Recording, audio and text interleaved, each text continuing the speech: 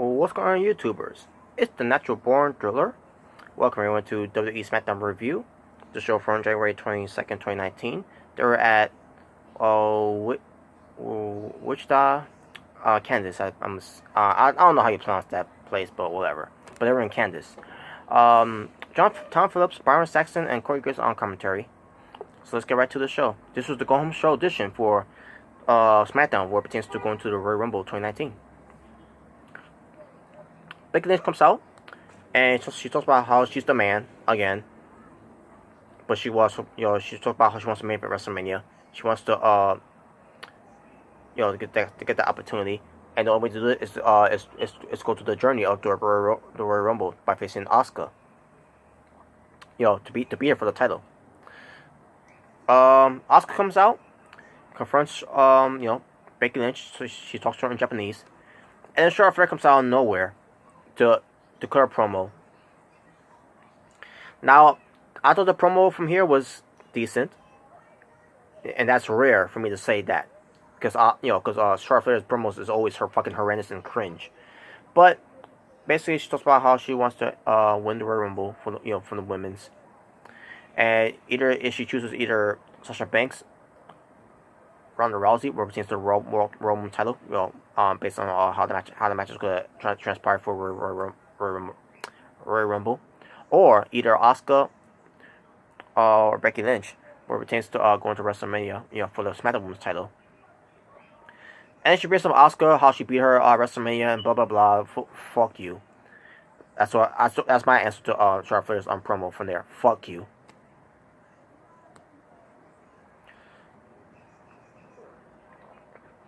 All of a sudden, Asuka attacks Becky Lynch from behind. Just attacked her. And then the fight broke out. The referee comes out to break it up. And then Asuka gets her ass kicked after that by Becky Lynch. And we go to commercial break. After the commercial break, we see these two fighting each other again backstage. And that was it for that. That was basically the end of it. We get a video package for the feud of Mandy Rose and Sonya Deville. Mandy Rose and Naomi, excuse me. Remember that whole thing with the whole, Mandy Rose, mistletoe with Jimmy Uso, and then the whole thing with Mandy Rose having a match with Sonya Deville had a match with Naomi, and then Mandy Rose showed something about Jimmy Uso, whatever. I don't remember what it was, but and then the whole thing with Mandy Rose, with her robe on, distracting Jimmy Uso during the match against with the Usos versus the Bar, which I thought was stupid at the time when they did that, and the way it was done too afterwards too. And then the whole thing with the hotel, with the whole I'm gonna take a pic, I'm gonna ruin the marriage and all that, even though the camera's there to see that going on for the whole world to see and hear about it. It led to a match, and we got to the match, and it was fucking garbage. It was sloppy. It was, this is what led to at the end of the fucking day that build-up feud between Naomi and Mandy Rose, and we get this shit festival of a match.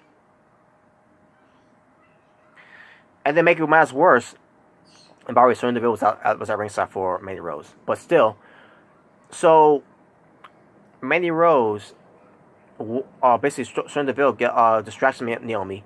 Mandy Rose sends Naomi to the ring post, and gets the win because of that. She beats her with sends her to the ring post, gets into the ring, and pins her 1, 2, 3. Wow, a ring post spot to protect Naomi to lose. Wow. I've never seen anyone lose a match by getting hit with a ring post before. I'm being for real here, folks. I never see anyone losing a match by getting hit with a ring post. So that's basically what just happened. Naomi was sent to a ring post by Mandy Rose, and then gets her in the ring and then pins her 1, 2, 3. Wow. You want to talk about how over protecting Naomi? That was a whole new level of over protecting Naomi by hit her by just ram her to a ring post, which by the way is a LED ring post. It's not a steel ring post. It's just a regular ring post. At this point now. Why the fuck do they feel the need to protect Naomi of losing that way? I don't know. I just don't know.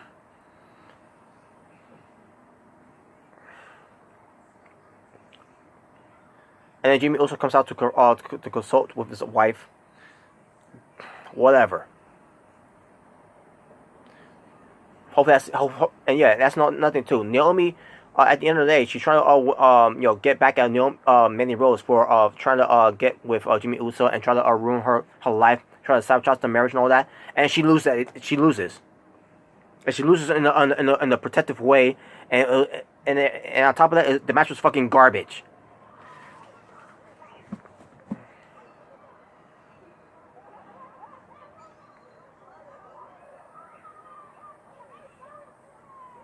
Rey Mysterio Jr. cuts a promo talking about 2006. I meant to say, excuse me. He lasted over an hour to win the Rumble, and talks about his status with to help out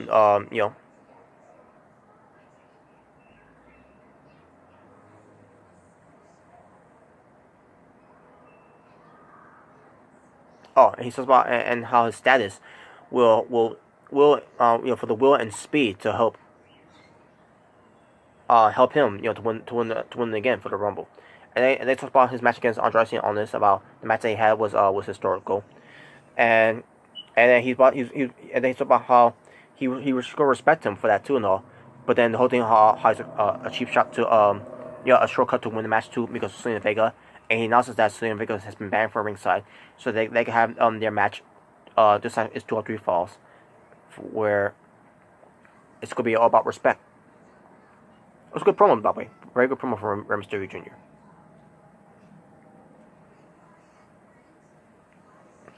Miz was backstage with Shane McMahon. Are they ready and whatever? Basically, because Miz is gonna have a match against Cesaro. So yeah, so we guess the Miz versus Cesaro.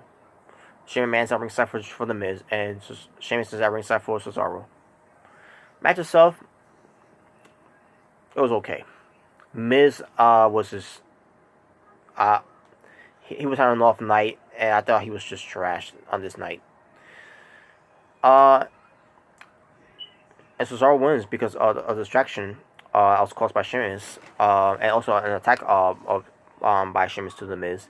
Shane McMahon was also was blindsided too, by the way, in the process. Yeah, so Cesaro wins. Sheamus and Shane McMahon got their ass kicked by. Yeah, Sheamus and Cesaro at the bar got their ass kicked by Shane McMahon for a little bit until they fought back. Miz, which I hope, but Miz got taken out.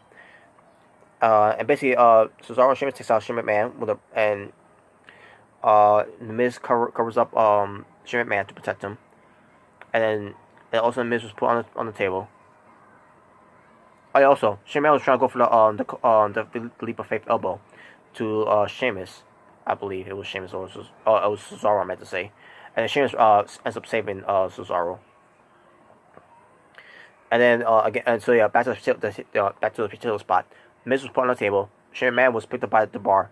Miz threw a table, the broadcast table, and that was it. We got a big view package hyping up Mustafa Ali for his match against Samoa Joe. I thought it was pretty good.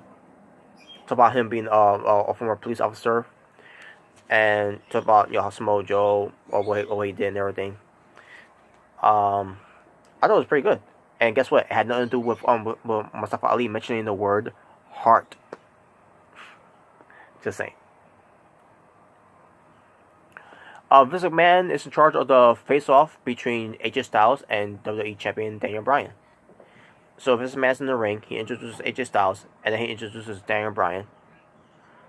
Daniel Bryan refuses to get into the ring. And basically, Daniel Bryan talks about people eating these the food, and basically Daniel Bryan being the pertains to the hot dogs and all that, and and whatever these type of foods. That's Daniel Bryan's character, what pertains to being a social justice warrior about saving the environment, saving the planet. and AJ Styles is going to use all that power, fame, whatever, and blah blah blah. Uh, I didn't really care about this face off that much. Um, then because Vince McMahon was in there, because I know how I feel about Vince McMahon. But so yeah, AJ Styles talks about how Daniel Bryan is a jackass, and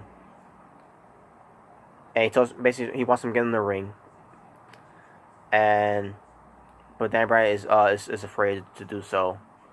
Vince McMahon had enough of Daniel Bryan because Daniel Bryan was talking about something, and then Vince McMahon was like, tell Daniel Bryan to get in the ring for his face off thing, and Daniel Bryan was telling Vince McMahon about something about baby boomer generation, whatever.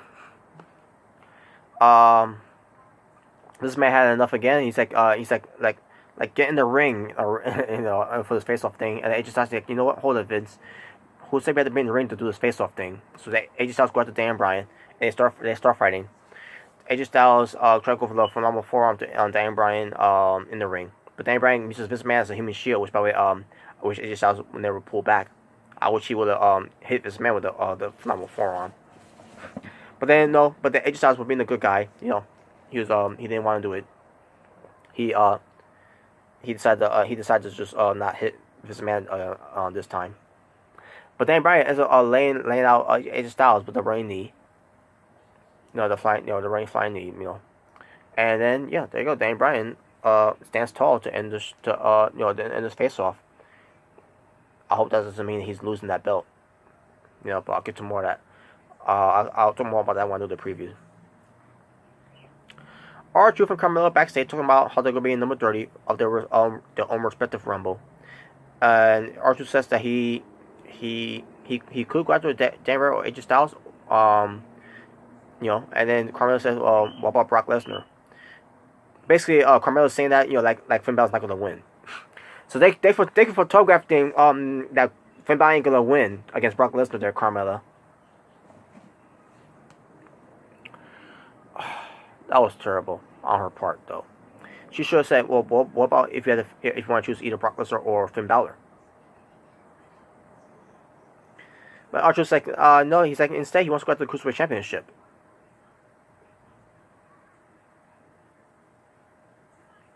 Well, that's Archer's booking, make him look stupid. Also on Carmella bumps into Charlotte Flair. I thought it was done with Charlotte Flair from there, but apparently not. But it's about the Rumble, and whatever. Moving on.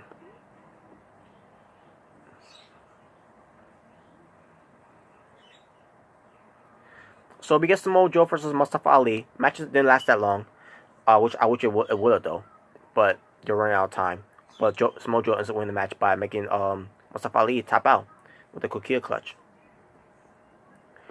New Day had a segment. I didn't care. Moving on to the main event, the best 12-3 falls match between Rey Mysterio Jr. and Andrade Cien Almas. And we'll see the Vega being banned from ringside. The first fall was pretty damn good, with Andrade Cien Almas getting the win with a nice, picture perfect power bomb, or should I say like a what kind of power bomb was it? Yeah, actually, a power bomb off the top rope to Rey Mysterio Jr. Basically like a sit-up power bomb off the top rope to Rey Mysterio Jr. Nice. And then the second fall, we get Rey Mysterio Jr. and Andrade Cien Almas wrestling for a good 3 minutes until Rey Mysterio Jr. goes for the jump, the power driver, the Canadian Destroyer, but in Mysterio, the Mexican Destroyer, for the win. I mean, not for the win, for the second fall. So now they're one piece. So we get to the third fall, and they're killing it. They're going at it back and forth and all that. I remember at one point, Andrade Cien Almas going for the Rey Mysterio Jr. doing his usual slide, and then he goes for a sunset flip powerbomb to the barricade. Nice the way it was done. They missed one spot in the match. It was botched, unfortunately. But it didn't ruin the match though. It was still pretty damn good. Oh yeah, Rey Mysterio Jr. at one point went for the West Coast Pop. I haven't seen Rey Mysterio Jr. doing that move for a long time, and that's his finishing move. That was his original finishing move from WCW. So Rey Mysterio Jr. is going for the win here, right? As they're hitting the 619, but then Samoa Joe comes out of nowhere and ends the match by attacking Rey Mysterio Jr. and attacking Andrade Cien on this, and ends them on the it basically ends on a no contest. And Samoa Joe kills the microphone, cutting the promo by leaving a statement, saying he's going to leave a statement. He did that to leave a statement basically, and basically talk about the Royal Rumble, and then all of a sudden, RKO out of nowhere by Randy Orton. Wow, Randy Orton coming out. I didn't see that. I literally didn't see that coming when that happened. Well, which is why it's called an RKO out of nowhere. But yeah, Randy Orton gets actually that means a telegraph. Randy Orton's going to be entering the Royal Rumble, so.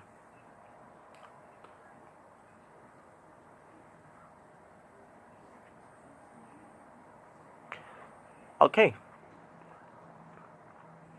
And that was the show. Talking about wrestling for SmackDown. For this go home show. For where it pertains to the Royal Rumble. I think it's just 3 matches. That's it, just 3 matches. Oh, actually 4 matches. Excuse me. Yeah, 4 matches. I guess I didn't want to include that Mandy Rose and Naomi match, which was fucking garbage.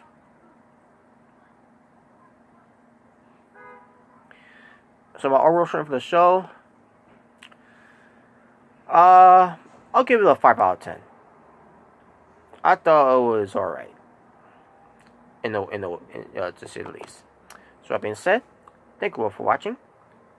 It's the Natural Born Thriller saying peace on the streets.